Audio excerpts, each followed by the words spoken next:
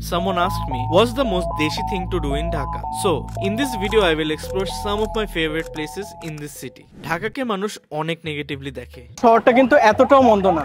আমার সবচেয়ে পছন্দের জিনিস হলো ঢাকার টঙের চা। বাট ওয়েট, এটার জন্য টিএসসি যাওয়া লাগবে। পাঠাও অ্যাপ দিয়ে বুক করে ফেললাম Pathao bike. By the way, Pathao অ্যাপে এখন চলছে পাঠাও চলো দেশি ভাইবে ক্যাম্পেইন। ইউজ মাই কোড অনির্বাণ100, যা ইউজ করলেই পাবেন 100 টাকা discount on any Pathao bike ride. Pathao রাইডগুলোর সময় আমি সবসময় মানুষকে অবজার্ভ করি, মাঝে মধ্যে তো কন্টেন্টই বানিয়ে ফেলি। ছোট এই জার্নিগুলোর মুহূর্ত অনেক উপভোগ করি। দ্য সিটি হাসল and the beauty within the chaos.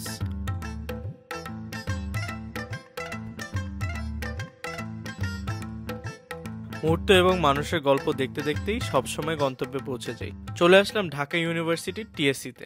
টিএসসির চা এক কথায় অসাধারণ। এখানে আমার মতে ঢাকার সেরা চা পাওয়া যায়। মূলত এখানকার মানুষ এবং এখানকার ইতিহাস এই জায়গাটা আরো স্পেশাল করে তোলে। ঢাকা ইউনিভার্সিটির এই ভাইবটা ওয়ার্ল্ডের অন্য কোনো শহরেই পাওয়া সম্ভব না। চা শেষ করে ঢাকা ইউনিভার্সিটি ক্যাম্পাস ঘুরতে বের হলাম। কার্জন হলের পরিবেশটা অনেক পিসফুল এবং স্ট্রাকচারটা দারুণ, দেখতে beautiful and very iconic. University যেহেতু চলে আসছে, চলুন পুরান ঢাকা এক্সপ্লোর করি। ডেকে ফেললাম আরেকটি পাঠাও রাইড। সদরঘাটের লঞ্চের শব্দ এবং আহসান মঞ্জিলের সৌন্দর্য সবকিছু আমি অনেক উপভোগ করি। আর পুরান ঢাকা আসলে এখানকার বিখ্যাত খাবার না খেয়ে কি যাওয়া যায়? বিরিয়ানি, ফায়ার পান, কাবাব, বাকুরখানি এবং বিউটি লাচ্ছি মাস্ট ট্রাই।